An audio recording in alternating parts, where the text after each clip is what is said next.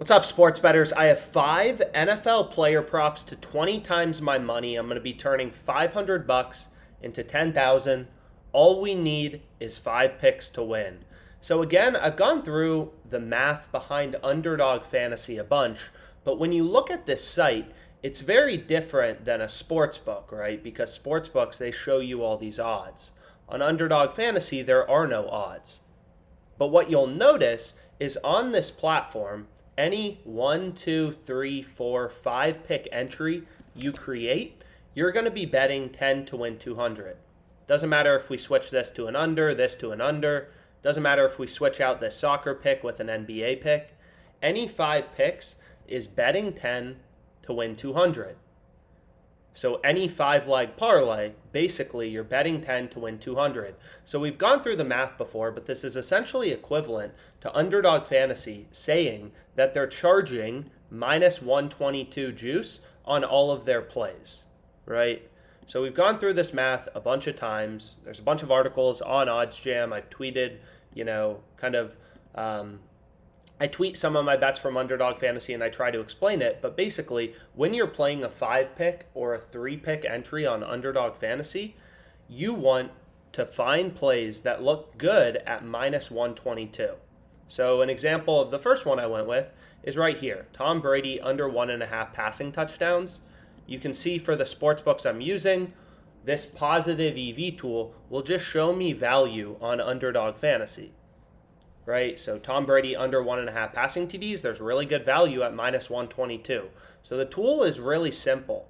It basically just goes to Underdog Fantasy, takes all these lines, the tens of thousands of lines on Underdog Fantasy, and tries to make the data actionable by showing you, okay, based on where Underdog Fantasy has all their lines set, where are they screwing up?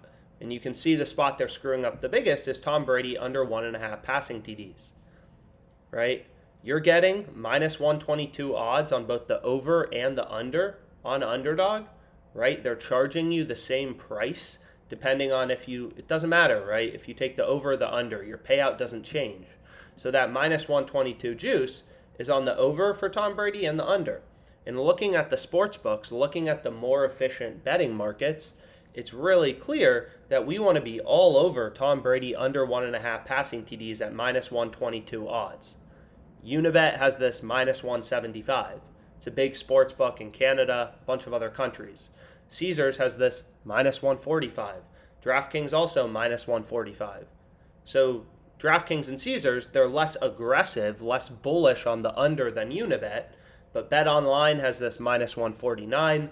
Pinnacle, more in line with Unibet, has this minus 173.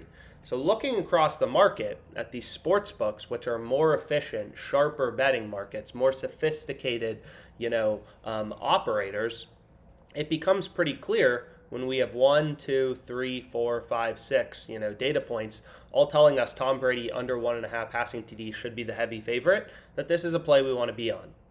So there's an NHL play next, and then you have K. Dotton under 2.5 receptions. Same thing. Here, the sports books are a lot more consolidated. Here, there's a little disagreement. Should it be minus 145, minus 175? Here, every sports book is saying, K. Dotton under 2.5 reception should be like minus 150, right? They're all about that level, minus 145 maybe on average. We're getting minus 122 on Underdog. We're finding value, right? So essentially, what OddsJam does is, again, it just tries to make all this crap actionable. There's millions of odds across sports books.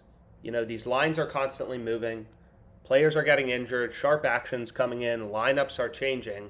So OddsJam is just scanning all of these lines and trying to point out the value for you, right? Out of the tens of thousands of odds on Underdog Fantasy, we need 3 or 5 picks to form a profitable entry. So the goal of OddsJam is to just take the tens of thousands of betting lines they have and just show you the most profitable plays. So the positive EV tool is probably the easiest way to find plays. I found my first 2 plays on this tool because it's simple, right? It compares the lines over under 1.5 passing TDs for Brady directly to the sports books and points out the biggest discrepancies, the biggest spots with value. Now, another tool I like to use is the OddsJam screen, right? So this tool Again, every tool is different. Every tool on OddsJam. The goal is to make the data actionable in the market.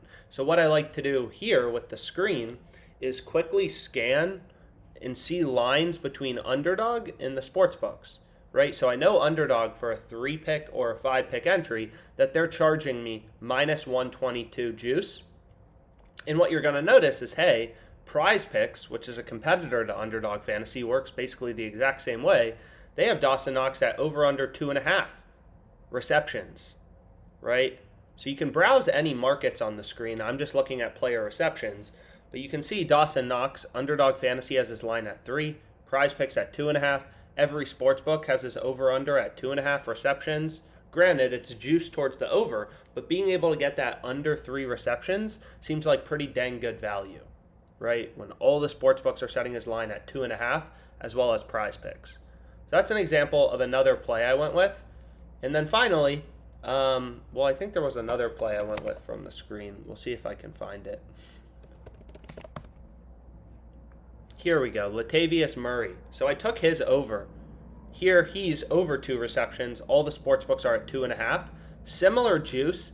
Pinnacle, right? This OddsJam column is just the same as the Pinnacle column. They're not even that aggressive on the under. They only have the under at minus 128. So we want to be all over this over on Underdog Fantasy. Latavius Murray. And then finally, I went with Quez Watkins under 2.5 receptions. Just another play I ended up zoning in on. So a lot of value in the player receptions market.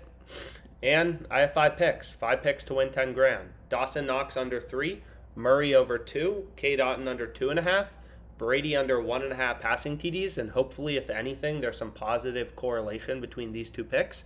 And then Watkins under 2.5 receptions. Let's make some money.